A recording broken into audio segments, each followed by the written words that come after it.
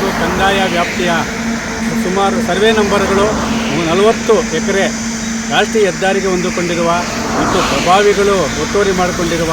ಈ ಒಂದು ಸರ್ಕಾರಿ ಭೂಮಿಯನ್ನು ಉಳಿಸುವಲ್ಲಿ ತಾಲೂಕು ಆಡಳಿತದ ಅಧಿಕಾರಿಗಳು ವಿಫಲವಾಗಿದ್ದಾರೆ. ಇಲ್ಲಿನ ಗ್ರಾಮ ಲೆಕ್ಕಾಧಿಕಾರಿಗಳು, ಉಪ ತಹಸೀಲ್ದಾರರವರು ಕಂದಾಯ ಇಲಾಖೆಯ ಜನಸಾಮಾನ್ಯರ ಕೆಲಸಗಳನ್ನು ಮಾಡದೆ ರಿಯಲ್ ಎಸ್ಟೇಟ್ ಉದ್ಯಮಿಯಲ್ಲಿ ತೊಡಗಿ ಈ ಒಂದು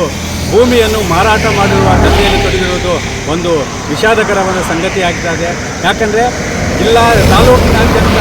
ಲಕ್ಷಾಂತರ ರೈತರು ಪಿ ನಂಬರ್ ದುರಸ್ತಿ ಮಾಡಲು ಕಡತಗಳನ್ನು ತಾಲೂಕು ಕಚೇರಿಗೆ ಸಲ್ಲಿಸಿದರೆ ಆ ಕಡತಗಳೆಲ್ಲ 101 ನೆಪ ಹೇಳಿ ಹಿಂದೆ ಹಾಕುವಂತಹ ಕಂದಾಯ ಅಧಿಕಾರಿಗಳು ಏಕಾಏಕಿ ಈ ಒಂದು ಶ್ರೀರಂಗಪುರ ಮತ್ತು ಕಪ್ಪಲಮಡುಗು ಸರ್ವೆ ನಂಬರ್ಗಳನ್ನು ಒಂದೇ 30 ದಿನಗಳಲ್ಲಿ ಭೂ ಪರಿವರ್ತನೆ ಮಾಡುವ ಮುಖಾಂತರ ಪಿ ನಂಬರ್ಗಳಲ್ಲಿರೋದನ್ನು ದುರಸ್ತಿ ಮಾಡಿದರೆ. ಆದರೆ ಈ 40 ಎಕರೆಯಲ್ಲಿ ಸುಮಾರು 2 ಎಕರೆ ಜಮೀನು ನಾಯಕ ಜನಾಂಗಕ್ಕೆ ಸೇರಿದ PTS ಬರ್ತದೆ. ಆ 2 ಎಕರೆ ಜಮೀನಿಗೂ ಸಹ ನಕಲಿ ದಾಖಲೆಯನ್ನು ಸೃಷ್ಟಿ ಮಾಡಿ ಅಕ್ರಮವಾಗಿ ಆಂಧ್ರ ಮೂಲದವರಿಗೆ 1 ಎಕರೆಗೆ 1,10,00,000 ಮಾರಾಟ ಮಾಡುವ ಮುಖಾಂತರ ಈ ಒಂದು ಕಂದಾಯ ಅಧಿಕಾರಿಗಳ ಪ್ರಾಮಾಣಿಕತೆಗೆ ಈ ಒಂದು ರಿಯಲ್ ಎಸ್ಟೇಟ್ ಉದ್ಯಮಿಗಳು 3 ಫಾರ್ಚುನರ್ ಕಾರನ್ನು, ಅಂದರೆ ಹೆಸರು ಹೇಳೋದು ಬೇಡ, ಈ ಒಂದು ತಾಲೂಕಿನಲ್ಲಿ ಕಂದಾಯ ಇಲಾಖೆಯನ್ನು ಅಂಗೈಯಲ್ಲಿಟ್ಟುಕೊಂಡಿರೋರಿಗೆ 3 ಫಾರ್ಚುನರ್ ಕಾರ್, ಒಂದು ಕಾರು ಬಂದು 70 ಲಕ್ಷ, 3 ಕಾರನ್ನು ಉಡುಗೊರೆಯಾಗಿ ಕೊಡುವ ಮುಖಾಂತರ ಈ 40 ಎಕರೆಯಲ್ಲಿ 27 ಎಕರೆ ಜಮೀನನ್ನು ಕ್ರಯ ಮಾಡುವ ಮುಖಾಂತರ ಆಂಧ್ರ ಮೂಲದವರಿಗೆ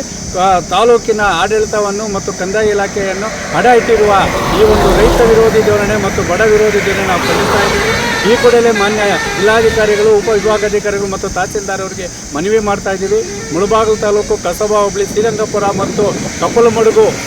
ರಾಷ್ಟ್ರೀಯ ಹೆದ್ದಾರಿಗೆ ಹೊಂದಿಕೊಂಡಿರುವ 40 ಎಕರೆ ಜಮೀನನ್ನು ಈ ಕೂಡಲೇ ಸರ್ವೆ ಮಾಡಬೇಕು, ಭೂ ಪರಿವರ್ತನೆ ರದ್ದು ಮಾಡಬೇಕು ಮತ್ತು ಪಿ ನಂಬರ್ ದುರಸ್ತಿಯನ್ನು ರದ್ದು ಮಾಡುವ ಮುಖಾಂತರ ಅದರಲ್ಲಿ ಭಾಗಿಯಾಗಿರುವಂತಹ